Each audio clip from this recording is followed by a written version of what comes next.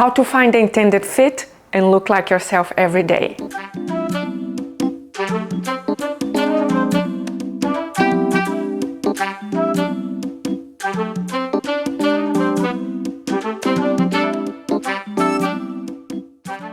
The good fit is completely personal. My idea of relaxed and chilled can be someone else's feeling of completely overwhelmed in their clothes. The fit is the single most important aspect of a garment fabrication.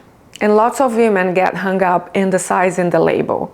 Every garment is made differently, so detach from the size in the label and focus on how it fits on your body.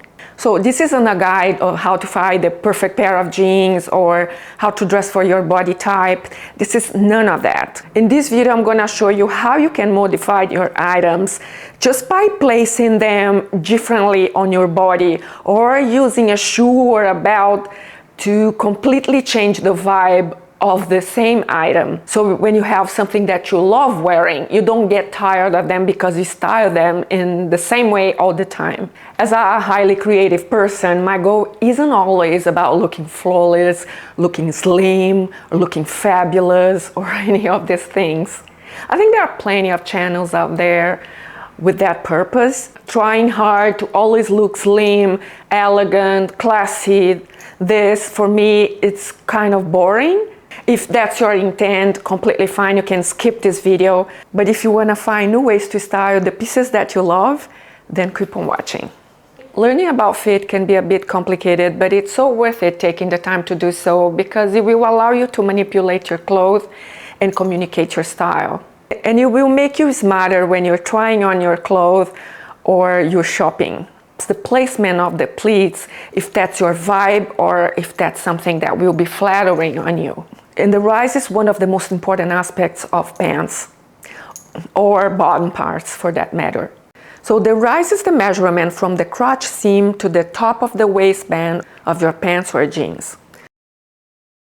High-waisted. Like the name suggests, this fit is engineered to sit right at the natural waist. Here's an easy trick to find your natural waist. Bend your elbows and put both hands on your waist.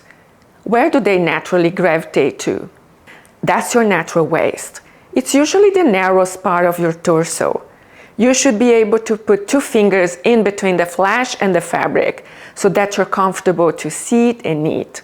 I personally prefer high waists, but there are times that I want to lower a little bit my waistband, depending on the vibe that I want to create.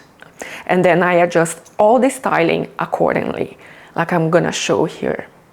So as you can see here, these pants give me the flexibility to play with the rise because it's adjustable at the waist. When I want to wear them at the waist, I will look more polished. But if I had the intent to visually communicate ease, I would wear them below the waist, like so. And it's a completely different vibe. It's more chill, it's more modern. Then obviously you're going to have longer hems. The solution is to put the straps of the sandals around the pants. That not only solves the length dilemma, but also creates a cool, fuller effect. Because the style sits below the waist is wider, which gives you more options. I like more options. If you want to wear them higher and cinched with a belt, you can. If you want to lower it for a fuller effect, you can. See, there are so many options. But that will obviously vary from person to person because everybody has different body proportions. Slouchy jeans. Another example is this roomy, boyfriendish jeans. You have seen me wearing these jeans quite a bit lately. They are the item that evoke a chill vibe in my wardrobe. They are designed for a roomy style, so I'm actually wearing my size in this. So this is the pant that makes me feel effortless as opposed to something fitted that restricts my styling option and evoke the same vibe all the time. The acid wash feels a bit edgy, a little bit push and modern, which pairs really well with high polish or high feminine items. All of this creates friction, and friction is really interesting.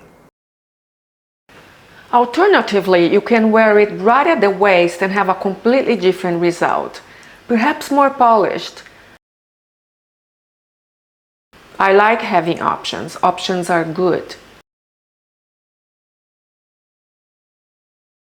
I could technically go down a size, but that's the intended fit with this. It's supposed to give that masculine vibe, and the acid wash reinforces that. It's an edgy kind of masculine feel to it that's so interesting to me, because then I can wear it with girly, feminine, ultra feminine, or ultra classic items, and then the juxtaposition of opposite styles solidifies the entire look.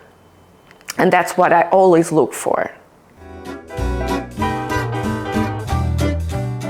So we have tailor blazer, we have fitted blazer, and we have oversized blazer.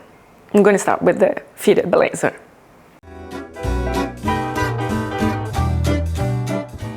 You won't find fussy seaming here or a nipped in the waist. The vibe is still chill and ease, but your seam will hit right at the shoulder. The armhole will be at your armhole. Your shoulder and bust measurements are the two most important considerations here. The effect won't be overly boxy. It will be just perfectly eased, but undoubtedly put together. Oversized blazer. When evaluating the fit of a blazer, the amount of these engineered into this style is something to consider. So the specifications for an oversized blazer: boxy, oversized sleeves, and longer length. An oversized blazer with dropped shoulders will never be fitted if you take 2 sizes down.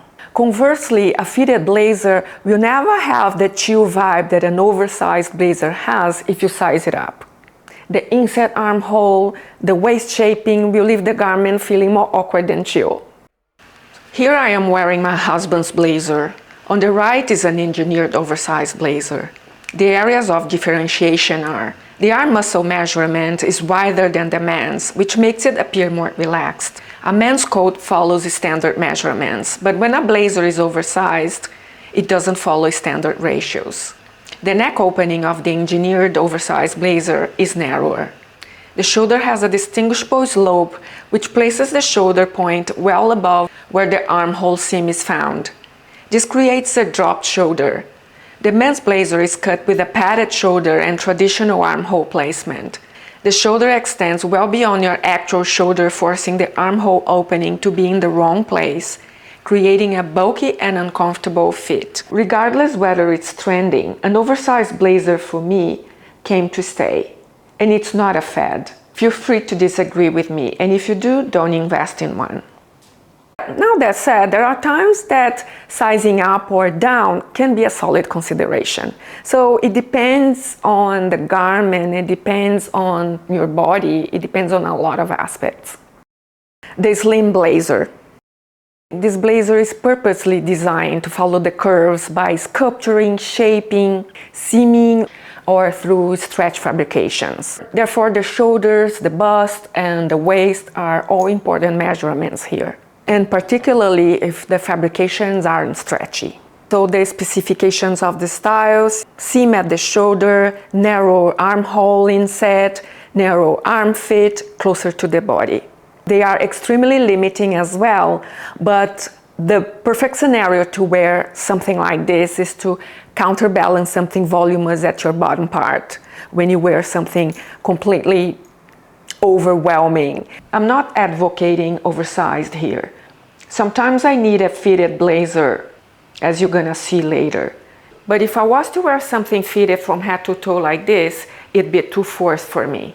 So the ratio to slim to big blazers for the closet depends on your lifestyle, personal style, and what else you've got in your closet. So this shows a little bit of your silhouette at your upper body. And that's the perfect juxtaposition to create the perfect balance in terms of volume.